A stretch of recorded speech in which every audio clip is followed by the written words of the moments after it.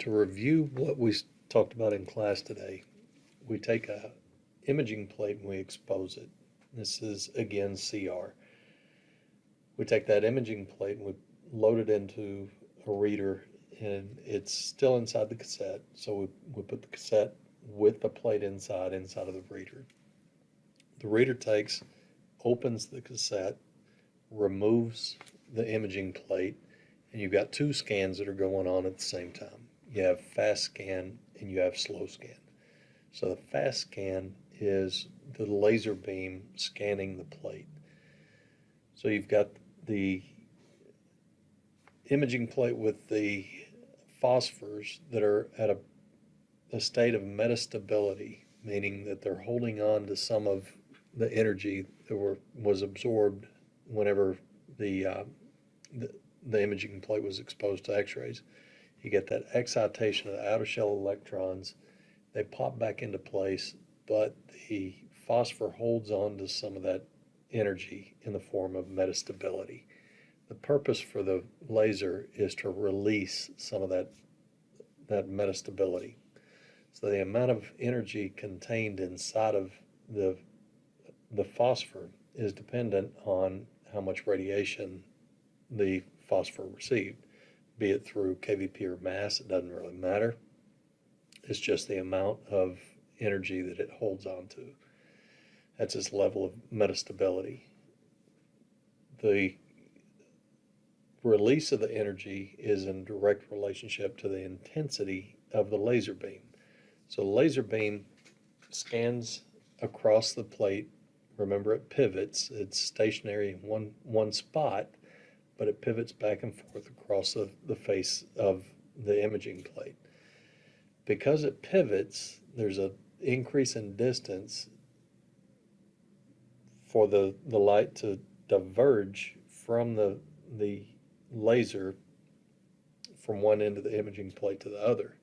So what that means is that the laser beam spreads out, it diverges, and there's a lower intensity. It's less bright because the beam gets larger. So what we have to keep that consistent are light focusing optics. Beam focusing optics is what we call them. So we talked about the resolution inherent in the imaging plate with phosphors. So the smaller the phosphors we have, and the thinner the phosphor layer we have, the greater resolution we have inherent in the plate. But the reader also has an inherent sharpness as well. So what controls the sharpness or the resolution in the imaging plate is the thinness, how fine that laser beam is. So the interrogation of the phosphors, the fewer that we interrogate at a time, the higher the spatial resolution inherent inside the reader. So we have the fast scan, and that is the scanning of the laser. But we also have the slow scan, which is travel of the plate. Both the fast scan and the slow scan have to be consistent. So the travel has to be consistent. Otherwise, we have a change in the appearance of density. The speed with which the laser scans the plate also has to be consistent. Otherwise, again, we have a change in density across the image. So the light focusing optics really control the sharpness inherent in the image in the reader, and the scan controls how consistent the contrast and density is going to be represented on the image. So occurring simultaneously with the laser scan, we have the read cycle, and all that is the detection of the light that's coming off of the imaging plate. So light is released from each one of those phosphors and is amplified through a photomultiplier tube. So we use light collecting optics, we feed that into a photomultiplier tube, and we increase the signal, amplify the signal basically. But it's still an analog image, it's still an analog signal, so we have to digitize it. So in order to digitize it, we run it through an analog to digital converter. Again, just like in fluoroscopy, we have A to D converter, and we use the same thing in CR. So sampling is the interrogation of the phosphors and the measuring of the light that's released. Quantization is the giving of a digital value to the signal based on the intensity of the light. So the brighter the light that's released, you get a different quantization level than if you have a phosphor that releases very little light. So in the digitization process, what we have is comparison between the light that's released from each individual phosphors so that we can tell where we've got a greater signal or the phosphors that receive the most radiation came from, so that we can work out contrast and density differences between different phosphors. Once we read the plate, many of the metastable phosphors return to a stable state, their most stable state. Some will lose all of their energy, but not all of them will lose all of their energy. So we still have some at metastability, even if it's a lesser degree of metastability. So if you were to take that image or that imaging plate and go make a second exposure on a second patient, what you would have is a portion of the original image still on that plate. So whenever you took it back to read it again, what you would have is what appears to be a double exposure. But it's not really a double exposure, it's just an incomplete erasure. So what you've got is what we call a ghost image. So we have to, before we reuse that plate, erase the plate to remove the remaining metastability. So what we do is we put it through an eraser bank. So the eraser bank is just a collection of very bright, very intense fluorescent lights that shine very, very bright onto the plate. So kind of like the laser, the bright light releases the metastability and returns the plate back to its most stable state. Some things can go wrong in the erasure that will additionally give you a ghosted image. One is that if you've got in your eraser bank, you've got some light bulbs that are burnt out and the light's not intense enough to remove the metastability from those phosphors, then some of the phosphors maintain the metastability. Next exposure, you'll have ghost imaging. The other thing is that those plates are sensitive to any kind of radiation, background radiation, scatter radiation from other images. They're even sensitive to fluorescent lights, which is kind of odd. The ghost images are removed with fluorescent lights, but they can actually pick up some fluorescent lighting just from the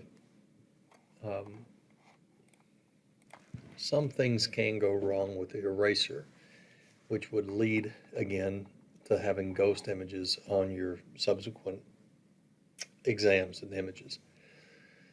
For example, if we have burnout light bulbs where the light is not as intense enough to remove all of this metastability, then what you're going to have is phosphors holding on to some of that energy into the next exposure. So when you process that image, what you'll have is the appearance of the previous image, just like if you had not erased the plate at all. In addition to that, the plates are sensitive to any kind of radiation, not just X radiation used in imaging, but background radiation. The plates will absorb some of that. Remembering back to the first semester physics, background radiation, especially radon, is prevalent and it's always around us. So it can pick up scatter radiation, it can pick up background radiation, and it can be significant enough that if the plates haven't been used for 8 hours, then you need to put them through the eraser bank to try to get rid of that background fog. So now we've got an image that's been created. The latent image is what is on the plate before you read it. We feed it into the reader. We scan it with the laser. We pick up the light with the light detection and amplification. We digitize it, and then we erase the imaging plate, but we still have to display it as well. So in display, the resolution is dependent on pixels and the matrix size. So what we want are small pixels. The pixels are the individual pixel elements, or picture elements. That's what pixel stands for, is picture elements. So we want very small pixels with a large matrix. That gives us high resolution monitor. So pixel size and matrix size go hand in hand. So this screen here that you're viewing on, let's say on what I'm recording off of, it's a 10 by 10. So you got roughly 10 by 10. So you got maybe 10 inches in this dimension, 10 inches in that dimension. So 10 by 10, if we were to calculate that out in inches, that would be 10 inches in one direction, 10 inches in the other. So what we're talking about there is 1 inch size pixels on a matrix that would be 100, okay? So in order to increase resolution, what I would need to do is make those pixels smaller. So if I didn't change anything except for the size of the pixel, and I made those ½ inch instead of 1 inch, what I would have is 20 by 20. So my pixel size will be ½ inch, and it'd be 20 by 20. My matrix size will be 400. So again, what's important to have is very small pixels. The smaller the pixels you have, the better your sharpness for recorded detail. But you also need a large matrix. If you have just small pixels without having a large matrix, well, then you could have small pixels and your matrix size is 1/2 by 1/2, or your small pixels would be, let's say, ½ inch, but your matrix size would only be, in this case, 2 by 2. Matrix size would be 4. So you have to have both small pixels and a large matrix. So we're going to touch on digital radiography a little bit, but I will post a more complete recording of chapter 16 all by itself. So basically what we've got in chapter 16 and in digital radiography is 2 different technologies, really 3, but 2 major categories. One is indirect capture. So we've got 2 different indirect capture types where we have cesium iodide married to basically a CCD, which is a charge coupled device. That's the same thing that they use in fluoroscopy as well. And the other is cesium iodide amorphous silicone. So what your DR systems, regardless of what they work basically like is a solar panel. So you get exposure, and the exposure is fed into a circuit that releases electrons, and the electrons in this case are counted and digitized and turned into a visible image. So some of the technology that we use is very similar to what you see in your phone, on your camera in your phone. So cesium iodide fused to charge coupled devices are what you see on page 299 in figure 16-7. So in that, what you get is exposure of the cesium iodide, and the cesium iodide exposure results in light emission that is then transformed into an electronic signal. The more exposure that is made on cesium iodide, the more of a light signal you have, and the more of an electronic signal that CCD picks up and communicates. The cesium iodide amorphous silicone really work basically in the same way. The reason both of these use cesium iodide is because both the cesium and the iodine atomic number are relatively high.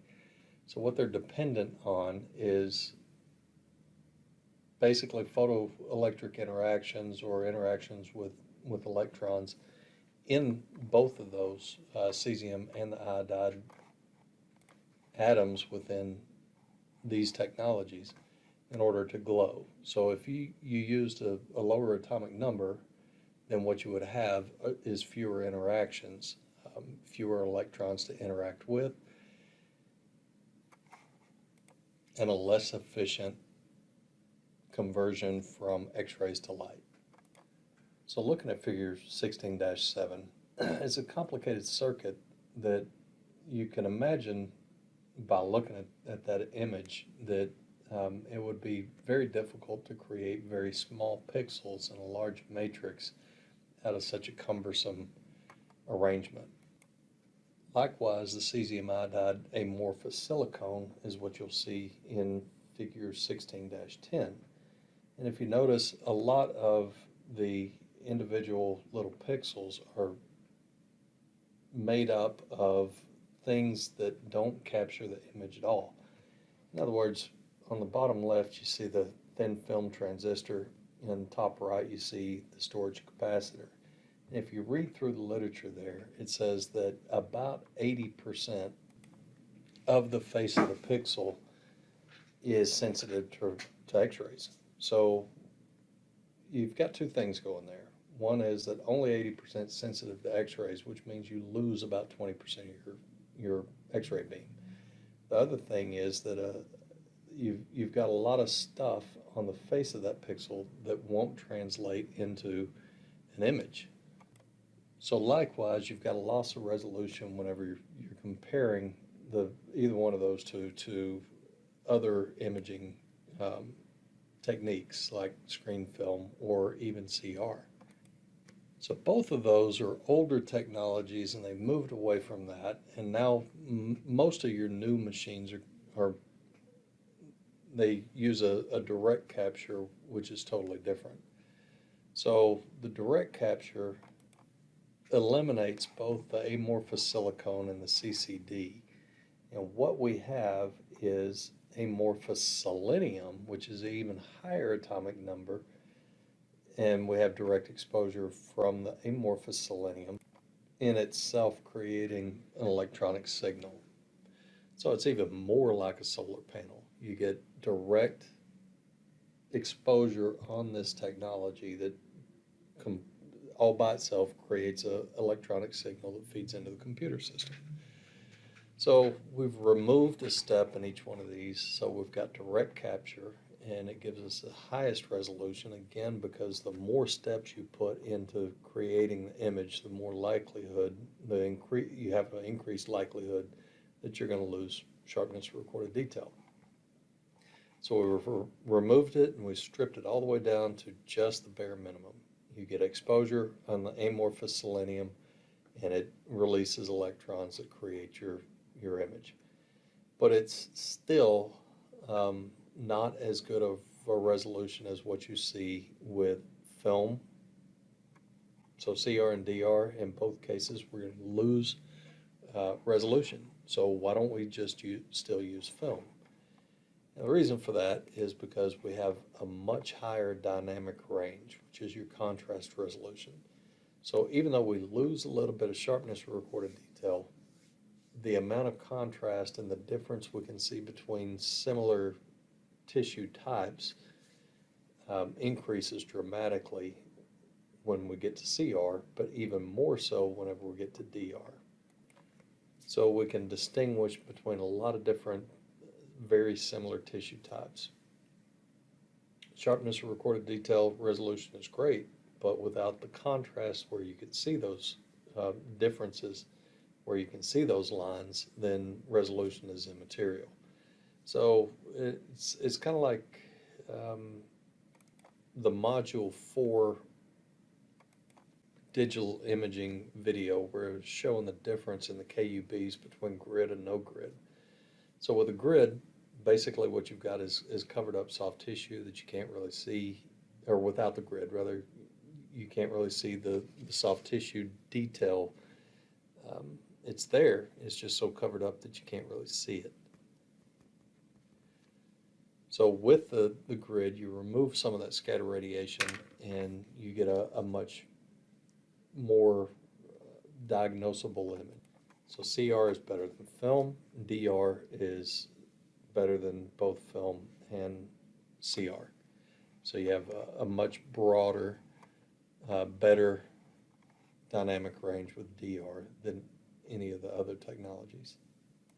Speed is the efficiency of the image receptor system to convert X-rays to an image. So the greater the efficiency, the less the exposure.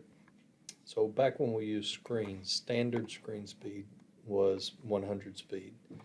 So 200 speed is means what it means is that for the amount of exposure, we're going to get twice the amount of signal off the same exposure. So if you use 10 mass on a 100 speed system and you use the same 10 mass on a 200 speed system, then the 200 speed system would put out more light than the 100 speed system.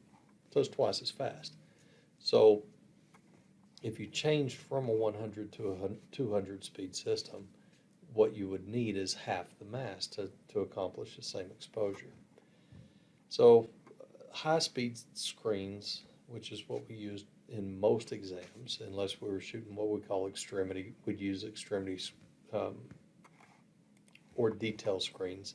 The detail screens were 200, but most of the screens that we would use, the 14 by 17s for chest x-rays, and the 11 by 14s for L-spines, were all 400 speed. So if standard speed was 100 speed, then 400 speeds were 4 times as fast. What that means is that 10 mass exposure that we could use on a 100 speed would cut down to 2.5 for a 400 speed, reduce the patient dose. So as image receptor speed increases, the dose required, measured in mass, not in MR. There is a direct correlation between mass and MR, but when we set a technique that results in the dose, we're talking about mass. So the dose required, the mass required decreases to maintain the same exposure. As speed decreases, the dose required increases. So if you change from a 400 speed to a 100 speed, you would need 4 times the mass. So even though you aren't changing image receptor speeds anymore, and it's built into the computer system, it's still important to understand image receptor speed. Speed is sensitivity. So if you change from a CR system to a DR system, what you'll notice is that the DR system is more sensitive than the CR system. So it's more on par with what we saw in screens and films, whereas the CR system is slower. So the mass that you would use for a KUB on a CR system, let's say you used 85 kVp at 20 mass on a CR system, for that same patient, if you took them into a DR room or a DR system, then what you would need is half of that. So DR is equivalent to a 400 speed film system. CR is more equivalent to a 200 speed film system. So if you look on page 172, you see conversions for image receptor speed. You'll have to be able to calculate image receptor speed changes on the test. Most of the time, your changes in image receptor speed will be 200 to 400, 400 to 100, and things like that. But you need to know how to work the formula, because sometimes your relative speed systems will be maybe 200 to 320 or something like that. Also, just like on the math test and in the second math quiz, some of your calculations will require multiple things to compensate for. So image receptor speed, technique, grid ratios, distances, things like that. That is all to say that you're going to need to bring your math book back out, and you're going to need to look back over your notes and the things we covered in the first 2 weeks of the semester. So, just like we talked about this morning, CR image receptor speeds are about 200 speed. So when we made the change from screen and film to CR systems, we had to adjust our technique. So since there were 200 speed systems, the traditional rule of thumb is that if you go from a high speed system to a low speed system, you needed to increase your mass to compensate. So since we went from a 400 speed to a 200 speed system, then if we followed traditional thinking, then our mass would have doubled and our patient exposure would have in turn doubled. But since KVP really doesn't affect contrast the way it used to, instead of increasing mass to compensate, we increase KVP to keep the exposure lower. Now, did the patient dose go up whenever we changed to CR systems? And the answer is absolutely yes, it did. The selling point for CR systems originally was we have the potential to lower patient dose. And what that sales pitch was to say that because of minor changes in density and possible technique errors that technologists might make, we could potentially reduce the number of repeats that we would take and thereby reduce overall patient dose. But for every image we shot with CR, that the dose for that particular image actually increased. So as a hypothetical, you're going to reduce patient dose by reducing the number of repeats. But in reality, it really kind of went up. When DR was introduced, the DR systems are much more similar to film in that they are closer to 400 speed. But again, since we got computer processing, we didn't have to increase or change our mass value at all. Now we've got our KVP higher because we made that transition for CR. We left it high because KVP really doesn't affect your contrast as much as what it did with screens and films. But now we can cut our dose in half. We can cut our mass in half once we went to DR. So truly we have in a DR system lower dose than what we had in either CR or film. The problem here though is that image receptor speed, as it increases and we need less mass, then what we introduce is a higher possibility that we're going to introduce quantum model. So walking back through it, if we had an exposure on screens and films that was barely enough to prevent quantum model, but it still did prevent quantum model, whenever we changed to a CR system, that risk went away because it's twice as slow. So we increase KVP and we bring it back to a point of almost creating quantum model because KVP went up, mass remained the same. Now, once we switch over to DR system, we cut our mass in half, then we truly may introduce quantum model because quantum model is a lack of mass, a lack of signal because of a lack of mass to the image receptor. So what is quantum model? It's a type of noise directly related to the number of X-ray photons exiting the patient and forming the radiographic image. So if we have fewer photons reaching the image receptor, it'll cause that undesirable fluctuation in image densities and it looks like graininess. So I think Bouchon uses the analogy that if you're sitting on a porch and you're looking out over your driveway and it starts to sprinkle, but it's not raining hard enough to completely cover your driveway with water, that splotchiness that you see on your driveway is representative of quantum model. It's a modelly looking appearance because of not enough of something. So quantum, quantity, model, modelly appearance because of a lack of something. Not enough of something gives you model. So that something is essentially mass. So that's what you're looking at on these images is quantum model. All that graininess that you see is just the quantum model. So it's caused when mass is too low, and that causes a weak signal. Density may be okay because your KVP may be high. So again, walking back through it, and how we wound up with the lower dose in DR. We went to CR, we increased KVP, we went to DR, and we cut our mass back. So what we have is very high KVP, or relatively high KVP with lower mass value.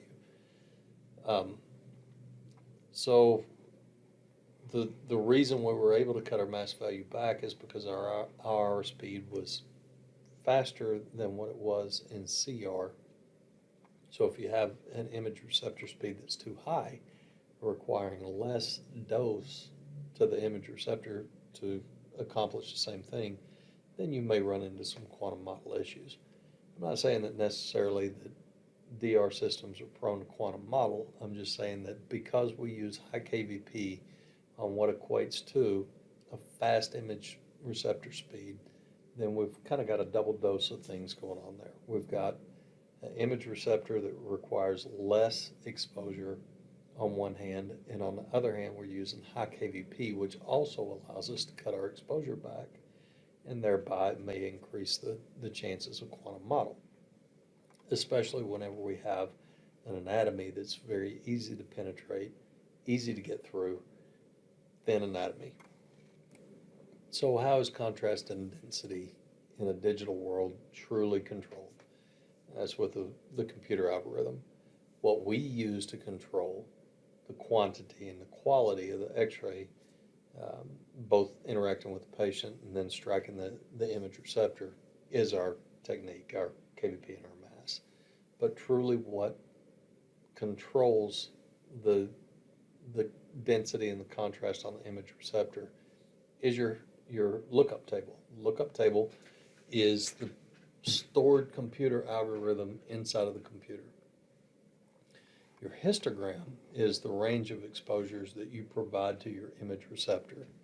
So you make an exposure and you tell the computer that you're shooting a hand, and you truly do shoot a hand. What you're going to get is a histogram that's proportional to the remnant radiation that comes through the patient and strikes the image receptor. Now, if you take that histogram and you apply it to a lookup table that says this is a hand, then the lookup table seeks to make your histogram look like a hand. So it's high contrast. If you select a lookup table, let's say you shoot a hand, you get a histogram that looks like a hand, and then you take that histogram and you apply it to a lookup table that says that you didn't shoot a hand, but you shot a KUB. Then what the lookup table is going to do is it's going to take your histogram and it's going to try to make it look like a KUB, so that what you lose is contrast. So in that way, your histogram, or not your histogram, but your lookup table, your stored computer algorithm, is truly what controls your contrast and density there. Post-processing is where you adjust your contrast and your density with the window and leveling settings on your computer. So we'll talk more about that later. So the H&D curve is just a graphic representation of what exposure should result in image display. So it's a photographic thing, really, developed by a couple of guys. Their names were Herter and Dryfield. It's got a few different names. You've got H&D curve, it's a Herter and Dryfield curve, it's the D log E curve, or the contrast density exposure curve. So we use it in films and screens, and also in mammography, in quality control. It's just a means of graphing response to exposure. So what it tells us are density changes over the course of the exposure, and it shows us contrast. And really what we used it for more than anything else is processor quality control. So over time, processing chemistry would have a tendency to exhaust, and it would get to where it was less effective. So for exposures that were predictable, what we would start to see over time is a loss of contrast, maybe a loss of density, because that processor chemistry becomes exhausted and becomes less effective. So our films would start to look more gray and just kind of cruddy looking. So about once a week, we would do processor QA, quality control. Um, in mammography, they had to do it every day. And so we'd make an exposure, we'd measure the contrast off of a step wedge that we exposed. And it really wasn't a step wedge, it was a piece of machinery that put a step wedge image on the film, and then we would process them. And we'd compare day to day or week to week what the images look like after processing. So we would measure the contrast and the density. We measure the density at individual steps, and we could graph that to determine how steeply the contrast increased throughout the exposure or throughout the image. So if you look on page 165, we're back in chapter 10. What you see is a representation of the H&D curve. So the parts of the H&D curve that you need to know about are the toe, the shoulder, and the straight line portion. The toe portion of the H&D curve represents minimum density. That's all the way down at the bottom. So if you're looking at the step wedge on the far right hand side of figure 10-4, you see the toe being a very light area. So we have very little contrast down there between steps 1 and 2. It is very light, associated with very minimal exposure, so you didn't hardly get anything to the image. The shoulder is maximum exposure. That's all the way at the top. And they really should have made steps, the top 2 steps, closer in density. But what you get at the top is maximum exposure, and likewise you have very little contrast between maximum exposure and sub-maximum exposure. So the straight line portion is where all the diagnostic information lives. It's not too low to be useful, and it's not too high to be useful. It's in that straight line portion. So the straight line portion lies between a density of 0.25 and 2.5. It probably doesn't mean anything to you, but the films, back again in screens of films could record up to 10,000 shades of gray. You can't see that many, and you couldn't distinguish that many on a film anyway, but the film was capable of recording as many as 10,000 shades of gray. 10,000 is a number that is too high to really record on a graphing piece of paper. So what we use is logarithmic exposure. That's why it's referred to as the D log E curve. So what an exposure of 4.0 would represent is an exposure that is so high that no light could get through it, or hardly any light could get through it. So 4.0 refers to an exposure so high and an image that's so dark that only 1 in 10,000 light photons could get through that film. So if you had a scientific calculator and you typed in 10,000 and hit the log button, what you would get is 4. So skipping down one slide, what that refers to is that if we have a film with a density of 4.0, 1 in 10,000 light photons get through. A film with a density of 3.0, 1 in 1,000 get through. A film with a density of 2 means 1 in 100. A film with a density of 1 means 1 in 10.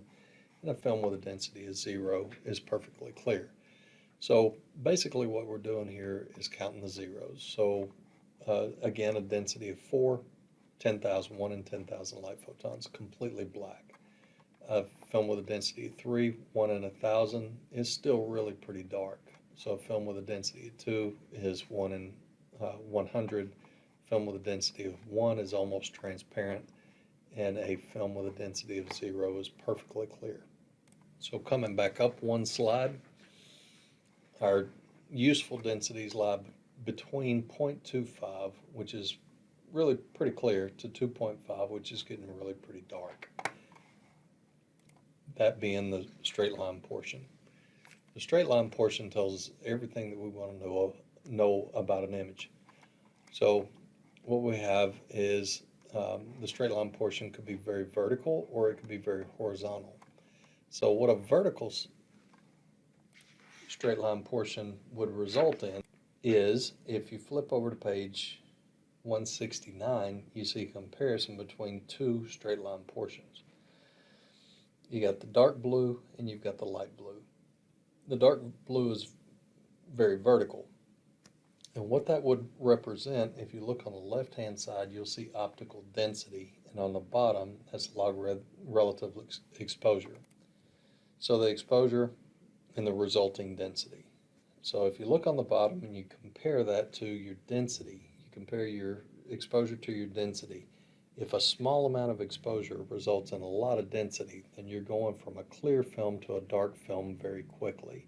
So what you're going to have there is just a few shades of gray. It's going to go from clear to dark in a hurry, as opposed to, and that would be the dark blue, as opposed to the light blue.